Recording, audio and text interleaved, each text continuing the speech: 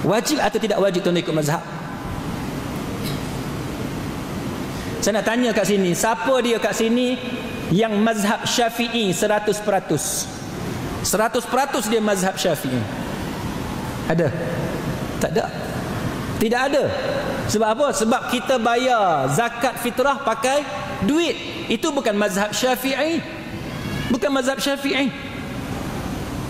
Kahwin wali fasik, ayah kepada pengantin perempuan tu fasik, dalam mazhab Syafi'i tidak sah pernikahan berwali dengan wali yang fasik.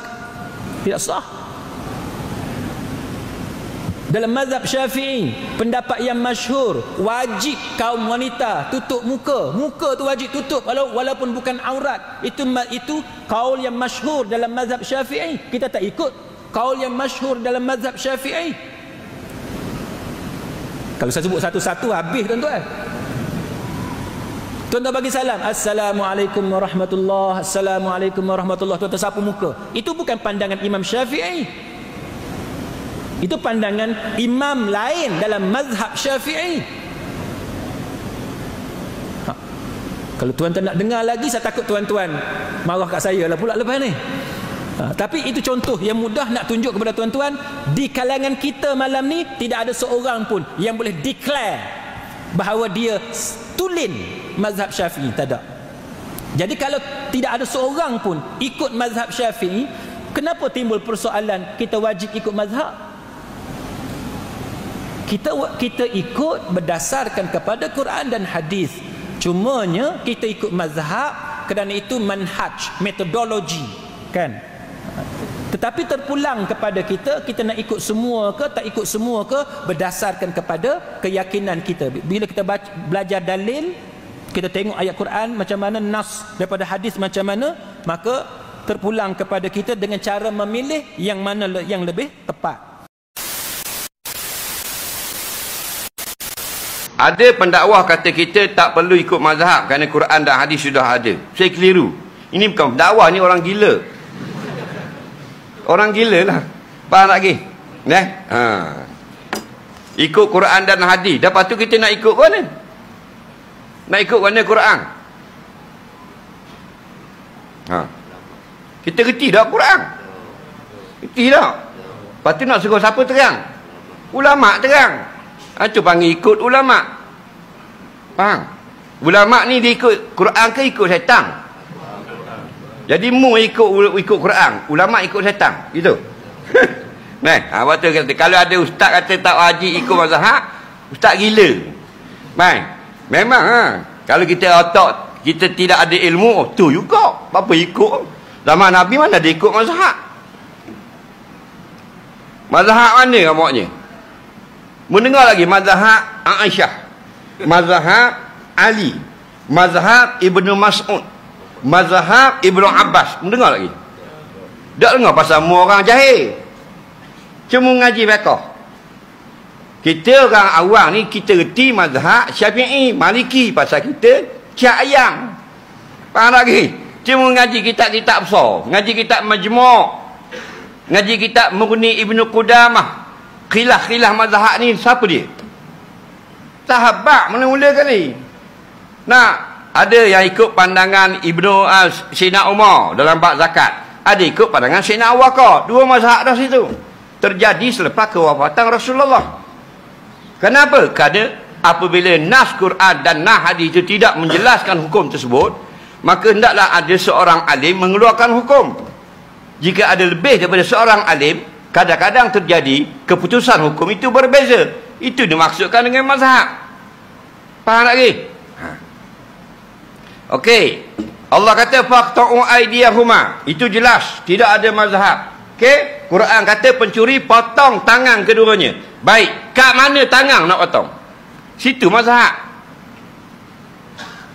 Sini ke, siku ke, atas lengan ke, kat kepala bau? Cik jawab, nak ikut Quran. Baca lah ayat. Nak kerak kat mana? Tak mau ikut ulama. Ulama berijtihad, beri pandangan.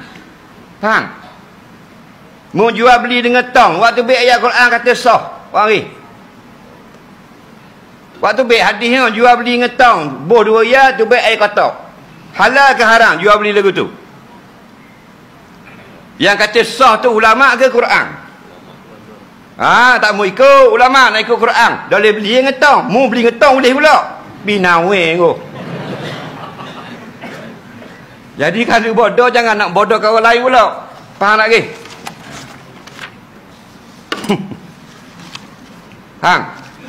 Dia gitu. Nak ikut hadis-hadis mana pun nak ikut.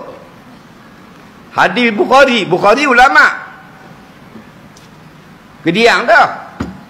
Hadis Daruqutni ulama, Nasa'i ulama. Abu Daud ulama, tak apa. Mu kena dengar diri Nabi sabda. Dah mu dengar tak? Mudah tak dengan Nabi? Macam. Faham? Dah ayat Quran tak mau ikut, tak bermakna tidak ikut penafsiran ulama. Tak boleh pakai kitab tafsir. Terus ayat Quran. Siapa sini nak terus ayat Quran? Quran mula dengan huruf benda. Benda bunyinya. Bismillah. Tu benda. Harah kosang ke harah ja? Orang jawab Bismillahirrahmanirrahim. Depan. Tu harah ja ke harah kosang? Ada dua. Harah ja, harah kosang. Harah ja ke harah kosang? Dia jawab seorang. Mau? Harah ja, harah kosang Dah tak mau ikut ulama. Dah ikut Quran. Harah ja, harah kosang. Harah ja. Ja asli, ja zaidah. Asliyah. Mana muta'alaq? Ada? Tidak lari-lari habis hukum Quran. Faham? Lepas tu kena ada ulama' bagi ayat Quran penafsiran muktabar ni tau. Jangan tafsir ikut syekh ni. Rujukan Ibnu Katsir, Qurtubi, tafsir Baghawi, tafsir Fakhrul Razi, tafsir Nasafi, tafsir Jalalain Imam Suyuti. Takut kita tafsir ikut syekh. Faham tak? Siapa kat ayat-ayat tentang tasawuf pula tak boleh ikut syekh. Tak? Ni kita rujukan begini. Takut punah kerana tentang ayat-ayat tentang tauhid mula dibaca dirilah Quran. Faham? 120,000 orang sahabat semuanya cakap Arab, muka Arab, hidung Arab, makan Arab. Tak? 18 orang atau 20 orang saja boleh tafsir Quran. Tak lain tak boleh, tak erti. Dah kita duduk sengah-ngah tak mau nak tafsir diri. Bisa ada sahabat. Faham tak ke? Jangan buat pelik sangat.